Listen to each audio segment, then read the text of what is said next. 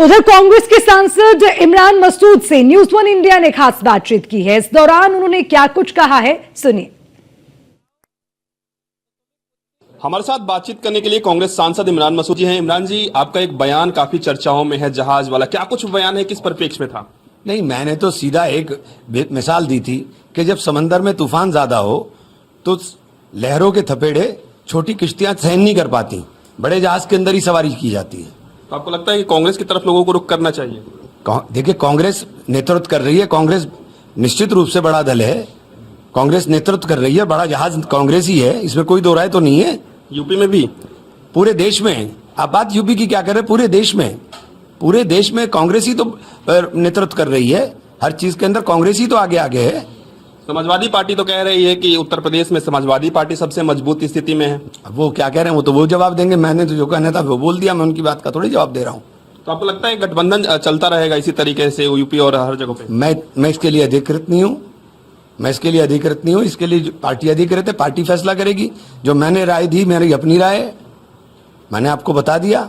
कांग्रेस और सपा में किसको मजबूत मानते हैं आप? मैं तो भैया कांग्रेस को ही मजबूत मानूंगा, देश में मजबूत मानूंगा। सपा हमारी सहयोगी साथी है, सहयोगी दल है सपा हमारा, लेकिन कांग्रेस को थोड़ी ना कि कांग्रेस कमजोर है, कांग्रेस कमजोर नहीं है, कभी भी नहीं कमजोर है। आपको लग रहा है कि कांग्रेस को दरकिनार किया जा रहा है यूपी में? नहीं, कोई दरकिनार नहीं कर पाएगा, परेशान ना हो। कोई दरकिनार नहीं कर पाएगा।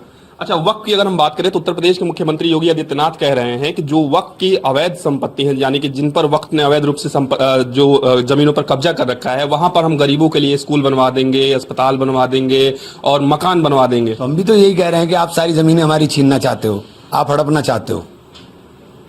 चाहते हो सारी जमीनें, और यही तो कह रहे हैं, और क्या बोल रहे हैं बार बार।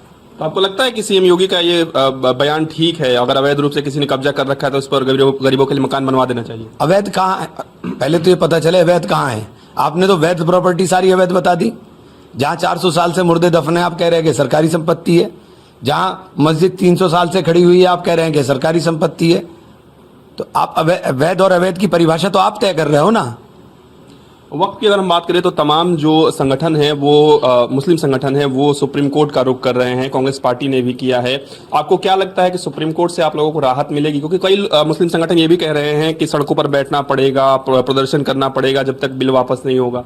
देखिए, सुप्रीम कोर्ट कस्टोडियन है संविधान की, और संविधान के साथ लड़ाई की गई है। ये संविधान को रौंदने का काम किया गया है। तो संविधान को अगर रौंदने का काम हो रहा है तो हमारी गुहार कहाँ होगी? सुप्रीम कोर्ट में ही होगी ना। तो हम सुप्रीम कोर्ट जा रहे हैं सब लोग। कल भगवे झंडे भी लहराए गए हैं प्रयागराज सहित हर जगह पे, रामनवमी भी थी। देखिए, रामनवमी खुशियों का त्यौहार है, किसी के लिए नफरत का त्यौहार नहीं है। भगवान श्री राम को मर्यादा पुरुषोत्तम इसलिए किया गया कि उन्होंने मर्यादित आचरण का पालन करने का काम किया। आप राम का नाम लेकर के अमर्यादित आचरण करोगे तो आप राम भक्त नहीं हो सकते हो। सही मायनों में राम भक्त वही है जो सबरी के झूठे बेर खाने की कुव्वत रखता हो।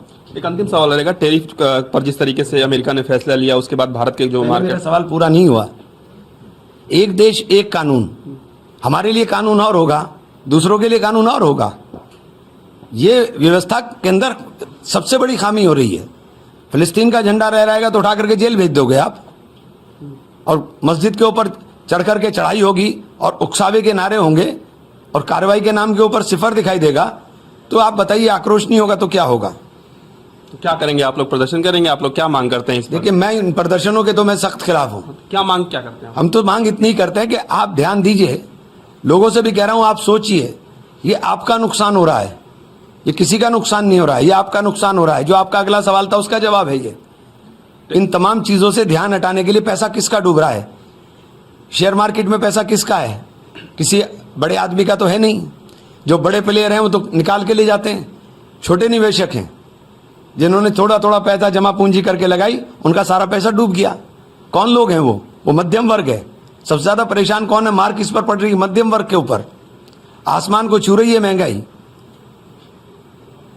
जो मोटरसाइकिल 40,000 की आती थी 1-1 लाख में आ गई है। कार लेना तो बहुत बड़ी बात है। चलिए, शुक्रिया। हमारे साथ बातचीत कर रहे थे कांग्रेस सांसद इमरान मसूद वीडियो से, और अभिकांत के साथ मैं पीयूष तिवारी, नई दिल्ली।